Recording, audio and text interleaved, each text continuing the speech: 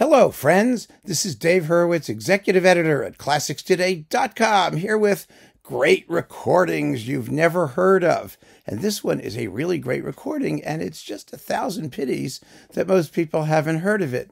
You know, if those of you who pay attention to the classical music industry, if you're not like, you know, a beginner or somebody who's been unconscious for the past several decades, you will know already that Hyperion has a complete Liszt Piano Works edition, which was curated and performed by Leslie Howard. It's an amazing achievement, absolutely incredible. But what you also need to know is that Naxos is doing a complete Liszt edition of Piano Works. Last time I checked, they were up to like volume 62, I think it was, transcriptions of religious works. I have no idea if they're going to complete it or how they're going to eventually retail it, because finding all the discs is difficult, and they really ought to just box the whole thing up like Hyperion did and offer it.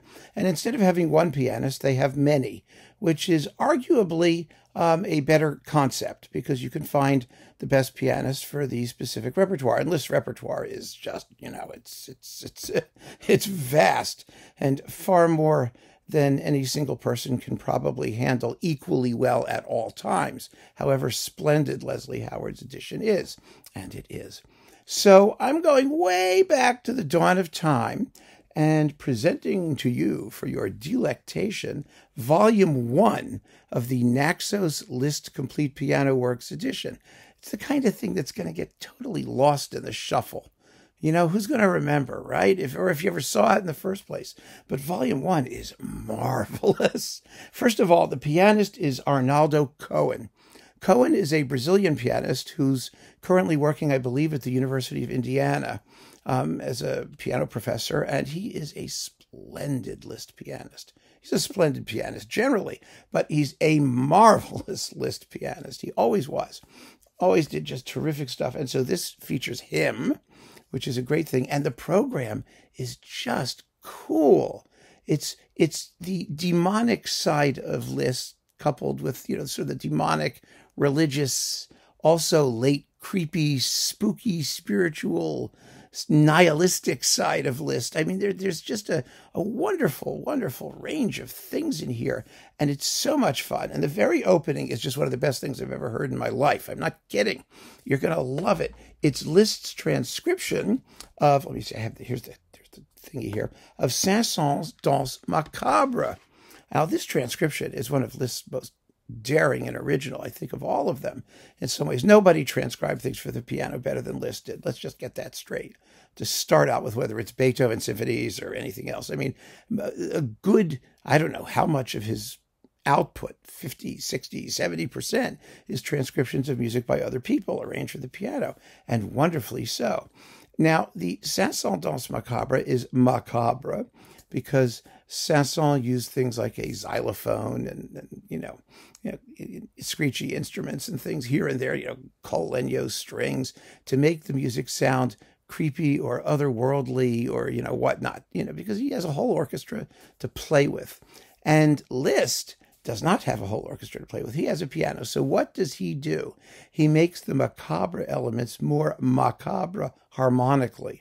So usually, you know, Liszt transcriptions are often Liszt transcriptions. Well, they come in two varieties. There are the faithful ones, and then there are the free ones where he just lets his fantasy go crazy. This is a free one. The original Danse macabre is about 6.5, 7 minutes long. This sucker is about 10.5 minutes long. And what Saint-Saëns has done is amplify all of the, you know, the harmonic clashes, the tritones at the beginning. You know, the beginning, it's the violins going, jan, jan, jan, jan, jan, jan, da-da-dum, bum, ba-da-dum, bum, bum, bum, bum, bum, bum, bum, bum, ba-da-da-da-da, da-da-da-da-da-da-da-da-da. You know, then we're into it, right? Well, that's not what Liszt does. Liszt embellishes that introduction. He makes it like 4 times as long. He embellishes all the transitions. He stretches them out. He makes the whole piece harmonically more chromatic and disturbing. He does a lot of what you might call octave transpositions. You know, the violin, the xylophone goes do do do do do do do do do do do do do do do do do do do. Well, Liszt is like do do do do do do do do do do. he's up and down the keyboard. He hits the low end of the keyboard much more than Saint-Saëns exploits the lower end of the orchestra. The opening tune, da-da-da-da-dum, ba-da-da-da-da-da-da-da-da-dum, Saint-Saëns gives to the low flute, which gives it this cool, somewhat spooky character. Well, Saint-Saëns doesn't have a low flute. He doesn't have that tone on the piano. So he puts it in the bass, like that. It's really a brilliant reimagining of the work for the piano.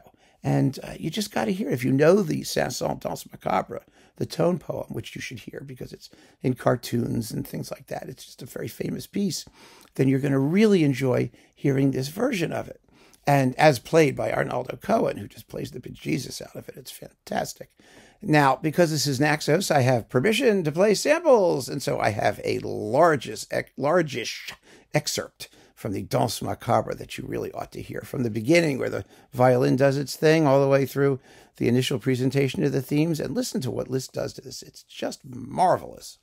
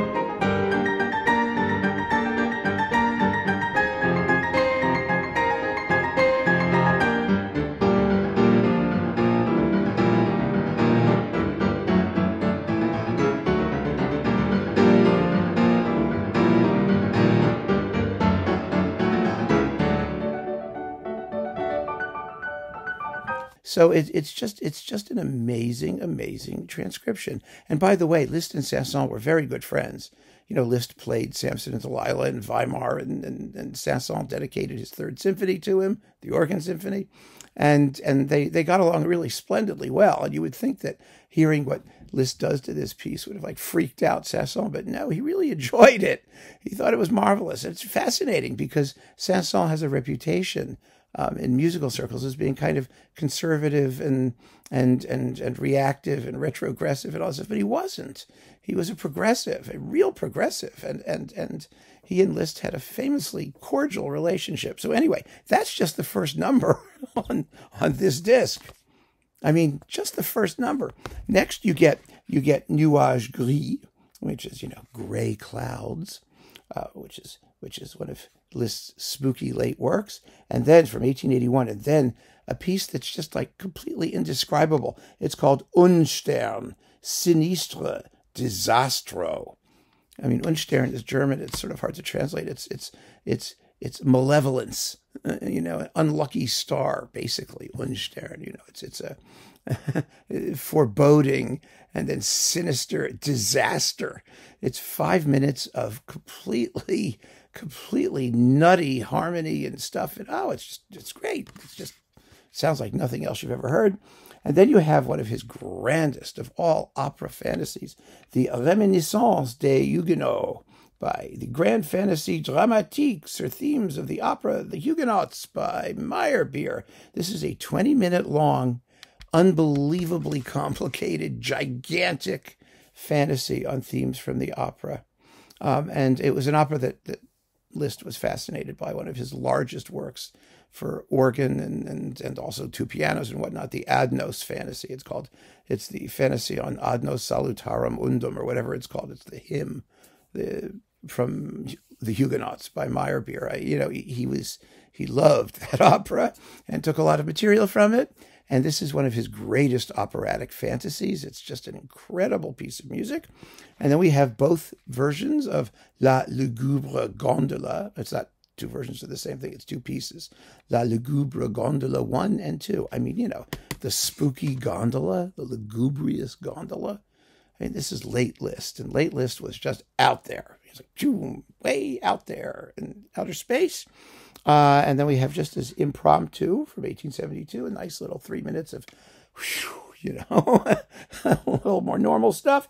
And finally, last but not least, the piano solo version of Liszt's own Danse macabre, also called Totentanz, the Dance of Death, which is his set of variations on the Gregorian chant Dies Irae, which we all know from The Shining and Berlioz's Symphonie Fantastique, da da da da da dum bum bum, that tune. It's that thing, and it's wonderful. I love the piano and orchestra version. It's just a thrill a minute, but the solo piano version is endless fun. And the two Danse macabres, the two dances, dances of death, bracket this whole program. It's just a great program. I mean, it's wonderful. Absolutely wonderful. So if you haven't heard it, and chances are you haven't heard it because of the way life operates, and if you don't know Liszt and that sort of thing, I mean, oh my gosh, just get this. Get this and listen to it. You're going to love it. It's going to become a favorite piano record. I guarantee it. It's got so much content. Liszt has this reputation as a shallow, tasteless, vulgar, showman. And he was, and good for him. I mean, I have no problem with that whatsoever. Shallow, tasteless, virtuoso showmen are what make life worth living. I don't care what anyone has to say about it, because when you're that talented and that brilliant, you can be as shallow and tasteless as you damn well please. It's just entertaining and fabulous fun. But when so he has that kind of reputation. He does. But there is so much substance to this music. I mean, harmonically and structurally, and the fantasy, and I mean, the guy just was amazing. The problem that people have with Liszt, and I've said this many times, is that because he was an improviser. He was an improviser in all facets of his life, in his sex life, in his piano playing, and in his compositions. So it's like quicksand. You never know where you are with him. And you never know he never did the same thing twice. He always revised or diddled or changed, or everything was in flux. And the fact that everything was in flux, and the fact that one flux isn't necessarily better than the other flux, there's no real reason why he decided to revise something. It wasn't like he was fixing anything. He just did it differently every time. And so it's very hard to sort of wrap your brain around everything that he did. And he was just this voluminous, larger than life character. So you got to start somewhere. And I actually have a talk coming on Essential Liszt for Beginners, which I hope to do quite shortly, so that you can, jump in that way if you'd like. But this is just a wonderful, wonderful disc that you probably never heard of. So keep on listening, friends. Thanks for joining me, and get your Liszt and take care.